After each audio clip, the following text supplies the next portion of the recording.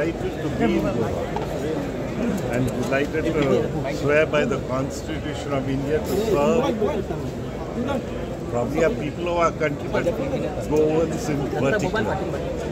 And we all work as a team. So I'm really delighted, and we are associated with Goans. I don't know the local language though, but this is my first assignment in these type of offices. But in the political structure, I've had a long lease. I was a 7-time legislature in Andhra Pradesh before it was bifurcated into 2 states. Then I've done a very short stint in Parliament, and in and out as minister in governments and in opposition. And I've got enriched particularly by this experience, and I hope to get further enriched by the experiences of you lovely people. So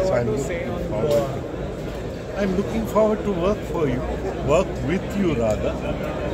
For you is a very mild terminology, but work with you, because if you don't work with the government, the people, if they don't work with the government, our democracy will become in peril. So we don't want that type of a situation. We want everyone to work unitedly, and when we unite, we are second to none in the world.